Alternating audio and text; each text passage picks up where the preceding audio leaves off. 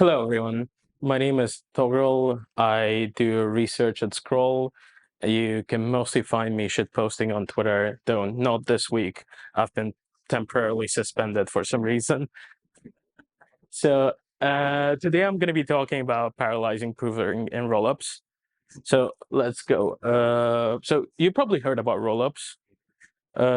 They do two main things. They publish data on the underlying base layer, and they utilize proofs to enforce the validity of the data that they published. What that means is we essentially use some form of a proof system, either optimistic or zero knowledge, to verify that the data that has been published, the integrity of that data is correct.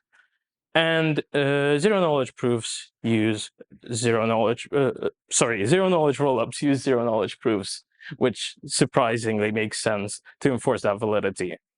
And we typically refer to zero knowledge proofs as validity proofs in the context of zero knowledge rollups, because in this context, we don't actually have any privacy. We just enforce the validity, and therefore it just makes more sense to refer to them as validity proofs. And so the validity proofs are computed by entities known as provers. In other words, provers are specialized entities responsible for computing validity proofs. And so how do we choose who gets to prove, and how does this process work? So we can either instantiate proving through a competitive or a collaborative mechanism. What I mean by a competitive proving mechanism is a Nakamoto-style winner takes all. So in Bitcoin, for example, every block there's a cryptographic puzzle, and every single willing party, it is permissionless, is competing with one another to to solve the cryptographic puzzle as fast as possible, and therefore submit it and win it. This is great, but this also has some downsides, which I'll go into later. And collaborative proving is basically when provers are assigned to specific batches, and then they depend on other provers to submit the proofs for the previous batches. And therefore they work together or collaborate in a way to basically make sure that the liveliness of the protocol is sustained. And there are a few cons and pros in each approach. And one of the main cons for competitive proving is unless it's implemented with some form of randomness, it's centralizing. So what I mean by that, again, I'm going back to Bitcoin. In Bitcoin, the whole cryptographic puzzle is essentially random. So the probability of you winning it is roughly relative to how much hash power, what percentage of the hash power you control in the network.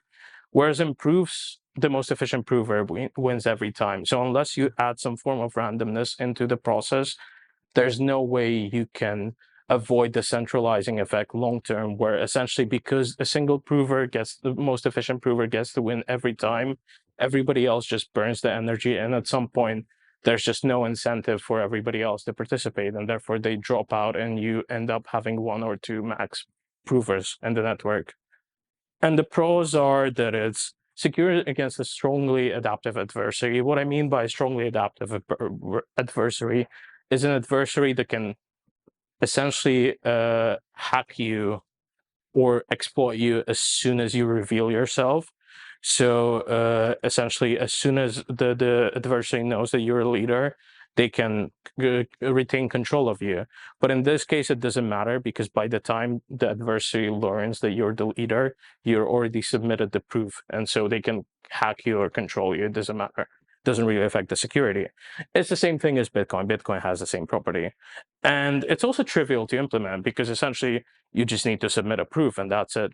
And so essentially your validating bridge just needs to wait for the proof to be computed, accept it, and then go to the next round. So there's not a lot of work in terms of implementation here. And there are also cons and pros to collaborative proving. So one, unlike competitive proving, it's non-trivial to implement. And the reason why it's non-trivial to implement, it requires a standalone Sybil resistance mechanism. So what I mean by it is, in competitive proving, your Sybil resistance mechanism is part of you computing the validity proof, and therefore you don't really need any other additional functionality to enforce Sybil resistance. Whereas in here, you need some other form of Sybil resistance. So you can use staking or do it in a permissioned way where there's some form of delegation or something else. But regardless of what you do, you still have to track your prover set. And therefore, it's additional implementation and complexity, which can be fraught with bugs, etc., etc. But the pros is that it's by default not centralizing, because as long as the Sybil resistance mechanism isn't very permissioned, so essentially you don't have a centrally controlled party electing all the provers. Essentially, let's assume that it's just staking. Anybody can stake and anybody can participate, and therefore it's not very centralizing. And another pro is that it enables sporadic participation.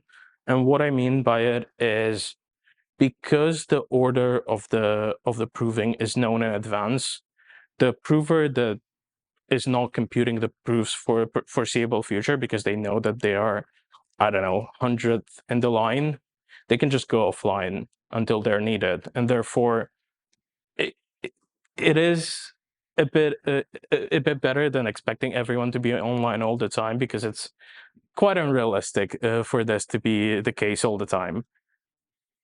And so this whole description that I did before assumes that we use sequential proving.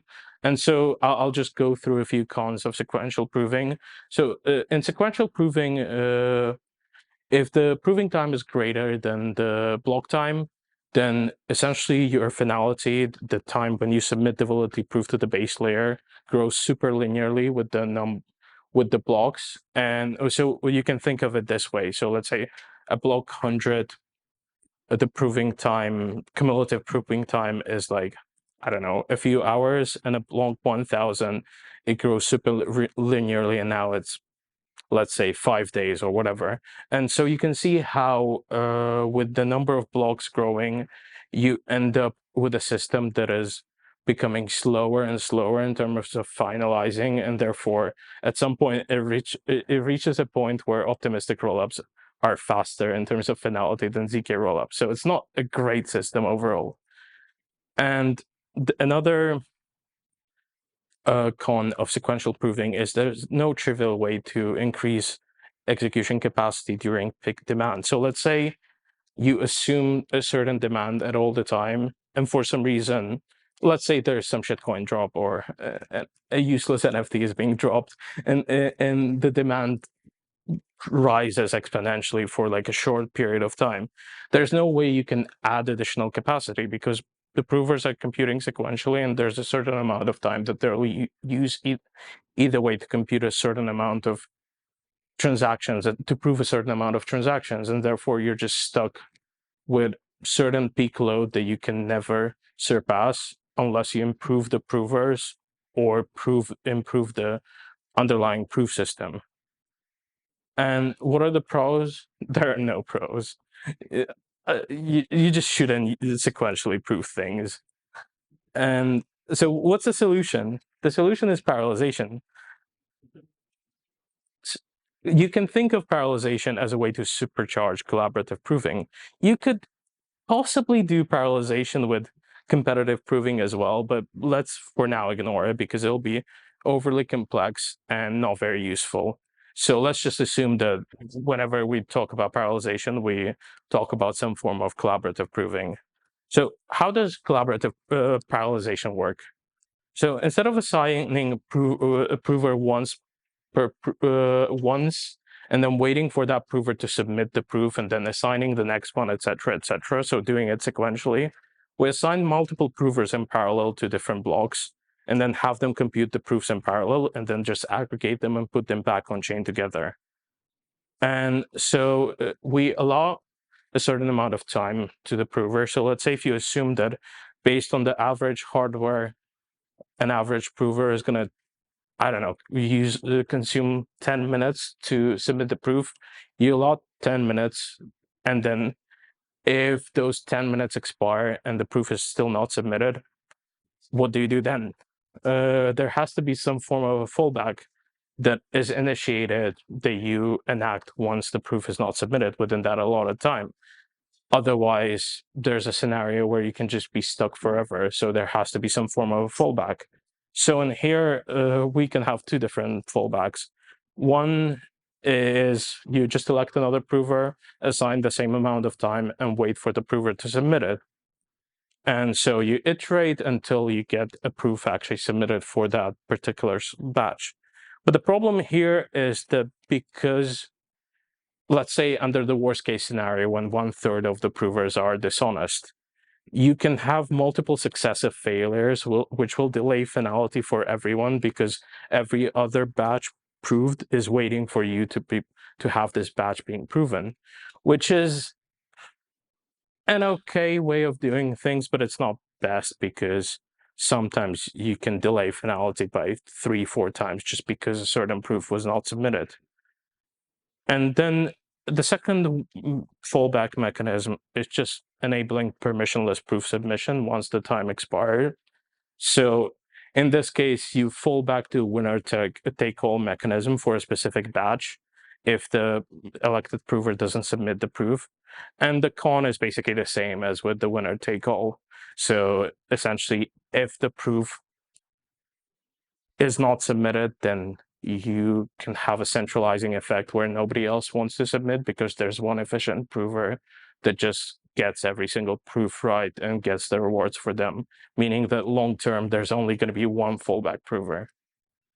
And there are certain complexities here that we also need to touch upon. They're not very big, but it's still important to make sure that we acknowledge them, is because we cannot have two provers, a single prover computing two proofs in parallel. We need to track the assignments of previous provers and what they're doing at the moment. So let's say if prover 5 has been assigned to compute batch 20, you cannot assign another batch to it until the proof for batch 20 is submitted by that prover or the time expires. And therefore, you need essentially to build a ledger within a ledger that tracks all the provers, which is not that difficult to do, but it adds an additional expense and also adds complexity. And so one last point. So what is the practical difference of parallelizing versus using sequential? So in a sequential proving, the time taken to prove n batches is essentially n times proof time. So let's say if one proof takes 5 minutes and you need to prove n batches, it takes n times 5 minutes to prove those batches. Whereas the lower bound for parallelized proving is proof time, which is, again, let's assume it's 5 minutes, plus n times block time, because you just assign a batch for a prover for every block. You just need to add that additional time difference between blocks being produced. And let's assume that the block time is 10 seconds. So to compute a proof in a parallelized setting for n blocks, the lower bound, which is optimistic because we assume that no prover is going to fail and we won't require a fallback, is 5 minutes plus n times 10 seconds, which, as you can see, especially as n gets larger and larger, the time difference is drastic. And therefore, it's just a better way of doing things.